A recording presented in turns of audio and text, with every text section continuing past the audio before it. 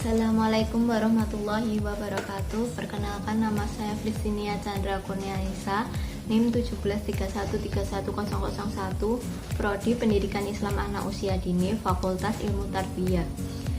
Di sini saya KKN kelompok 72 KKN Kersodarmo IAIN Surakarta. Wilayah KKN saya berada di Makam Bergolo, RW 6, Kelurahan Serengan, Kecamatan Serengan, Kota Surakarta.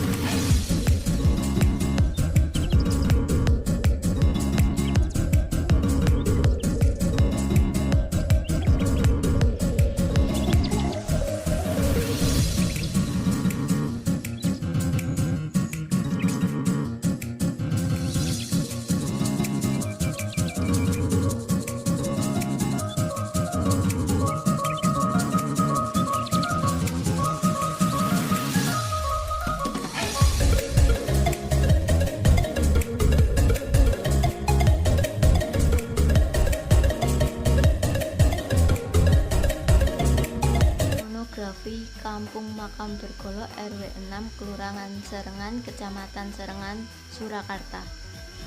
Luas wilayah kurang lebih 30.625 meter persegi.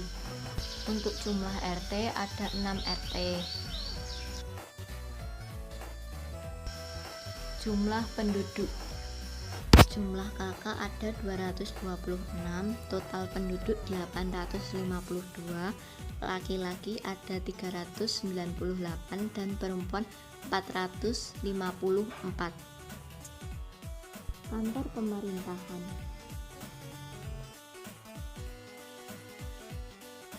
Ada Kecamatan Serengan,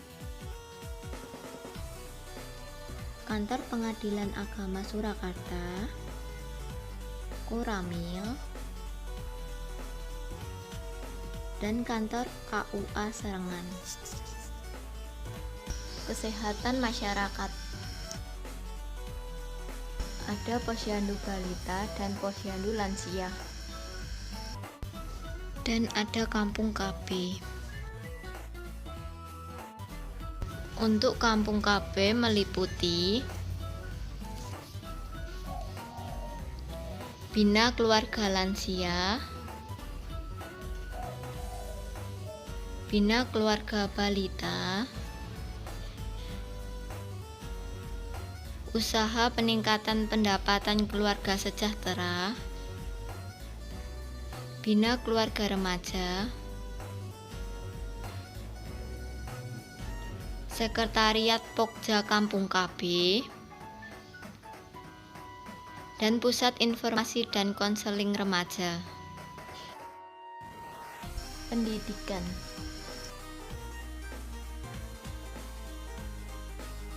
Ada TK Al-Islam Damsaren dan pondok, dan ada MA di dalam pondok. Tempat ibadah. Ada Masjid Pondok Damsaren dan Masjid Haji Inu.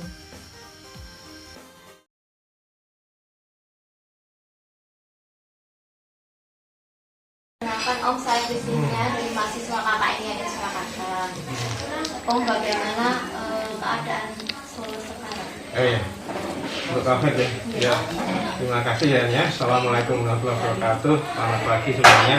Terutama pemirsa hari ini atau yang melihat menonton video ini. Kenalkan saya Haji Suwandono yang mungkin di sini mewakili pengurus ID pengurus ID cabang Surakarta, menyampaikan kalau ditanya tadi berkaitan dengan kondisi Surakarta di era pandemi COVID-19 ini, yang bisa saya sampaikan selama lebih kurang 7 bulan ini memang Solo menjadi salah satu barometer penanganan COVID di Indonesia. Kenapa?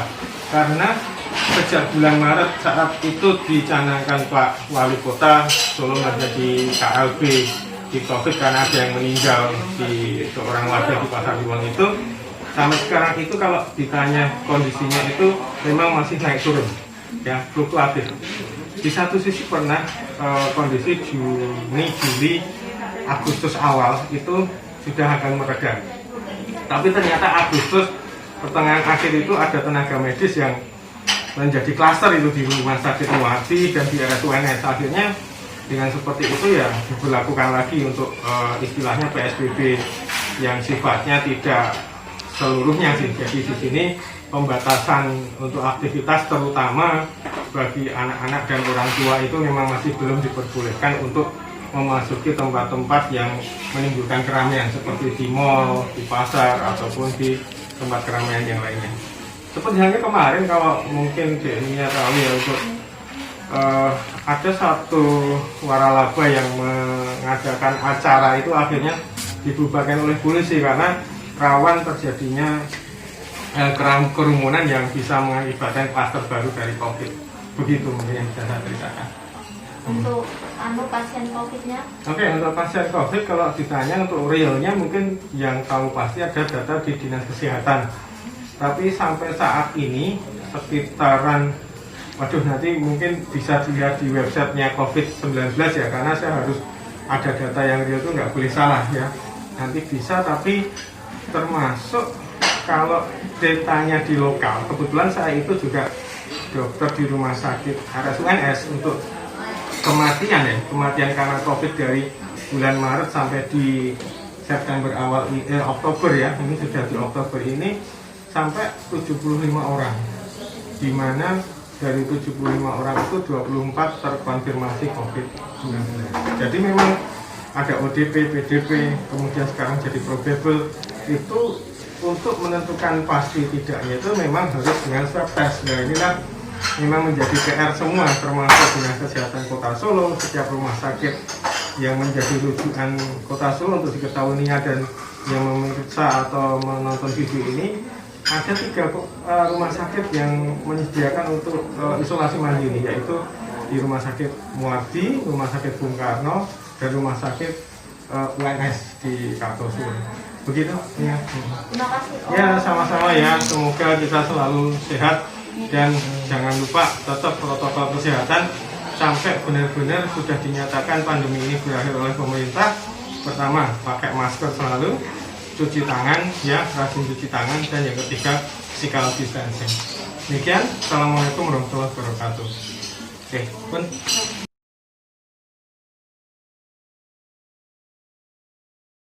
Selamat sore, Yangti. Selamat sore. Saya Priscilia dari mahasiswa KKN IAIN Surakarta. Iya. Saya di sini mengingatkan Yangti, selama COVID tetap menerapkan peraturan 3M ya Yangti. Iya. Memakai masker, Iya. menjaga jarak, dan mencuci tangan. Iya.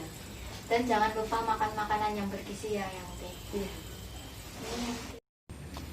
Hai Bram. Lagi apa Bram? Main. Bram tahu nggak COVID itu bahaya nggak sih Bram? Iya. Bahaya. Kak Bram juga harus memakai masker ya kalau main. Mencuci tangan ya. Terus jangan lupa menjaga jarak ya Bram. Terus makan makanan yang bergizi ya. Nih Mbak. Selamat sore Pak D. Oh, nggih, sinten nggih? Saya Priscilia dari mahasiswa KKN IAIN Surakarta. Oh, nggih. Kenapa, Mbak? Saya akan mengingatkan selama COVID memakai masker ya Pak D, Oh, nggih. menjaga jarak dan selalu cuci tangan. Oke. Iki Pak. Selamat sore Mbak. Iya, sore. Saya Priscilia dari mahasiswa KKN IAIN Surakarta. Nah. Saya akan mengingatkan Mbak selama COVID Iya. selalu menggunakan masker, menjaga jarak dan cuci tangan ya. Iya, iya. Jangan lupa makan makanan yang bergizi terutama berprotein yang tinggi ya Mbak. Iya. Dan jangan lupa setiap pagi berjemur ya. Iya, siap. Ya Priscilia Chandra dari mahasiswa KKN IAIN Surakarta. Di sini saya mengingatkan selama COVID menjaga 3M, memakai masker, mencuci tangan dengan sabun dan menjaga jarak. Terus jangan lupa makan makanan yang sehat, terutama dalam proteinnya yang tinggi. Terus setiap pagi jangan lupa berjemur di bawah sinar matahari ya Tante. Iya, benar sekali. Siang Kak. Iya. Saya Priscilia dari mahasiswa IAIN Surakarta. Iya. Saya di sini akan mengingatkan Kak, Iya. selama COVID selalu menerapkan peraturan 3M ya Kak. Iya. Memakai masker, menjaga jarak, dan mencuci tangan dengan sabun ya Kak. Iya, Kak. Dan jangan lupa memakan makanan yang bergizi ya Kak. Oke, Kak. Dan setiap pagi berjemur ya. Iya. Kak. Siang. Saya Priscilia dari mahasiswa IAIN Surakarta. Iya. Saya akan mengingatkan selama COVID selalu menerapkan peraturan 3M ya Kak. Iya. Memakai masker, menjaga jarak, dan mencuci tangan dengan sabun. Jangan lupa makan makanan bergizi ya Kak. Dan setiap pagi juga harus berjemur ya Kak. Iya.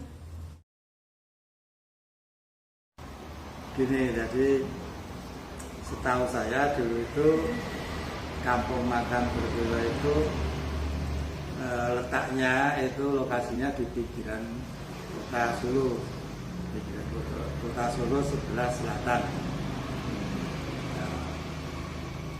Waktu itu kota Solo belum seramai sekarang. Tentunya yang di sebelah pinggiran itu lebih sepi. Dulu orang ke situ pun jarang yang berani ke situ karena memang tempatnya sepi dan rawan. Ya, rawan sepi itu banyak mitos yang terjadi di situ, jadi banyak hal mistik juga di situ ya. Hal mistik. Salah satu contoh di situ dulu ada cerita bahwa di situ memang angker, ada orang jualan yang sering diganggu oleh makhluk halus gitu. Ya maklum karena namanya aja makam Bergula. Ya, makam Bergula di situ memang makam. Makam artinya ya kuburan ya. Kalau Bergula itu besar artinya. Jadi makam yang besar, luas. Memang pemakaman untuk umum karena letaknya juga di pinggiran kota, yaitu makam itu biasanya di pinggiran kota kan, gitu. Belum selama sekarang. Kalau sekarang kan sudah kota dan makamnya sudah hilang, sudah hampir semuanya hilang. Bisa dikatakan semuanya sudah ganti dengan permukiman penduduk. Bahkan yang paling kelihatan yang di sebelah utara, yang di bertanya yang di Jalan Veteran itu sekarang sudah beralih fungsi jadi kecamatan, pengadilan agama, dan Koramil. Itu dulu makam yang luas sekali, besar banget. Termasuk yang di dalam itu juga makam. Bahkan yang sebetulnya yang besar itu perlu ceritanya yang sebelah barat. Yang sebelah barat jalan itu Jamsaren, itu yang namanya makam Bedula ya situ. Kalau yang sebelah timur itu malah kalah besar dengan yang sebelah barat. Nah, kemudian tahun berapa ya itu saya lupa, itu diresmikan jadi perkampungan itu yang sebelah barat. Nah, yang sebelah timur itu sudah lama memang bagian besar sudah jadi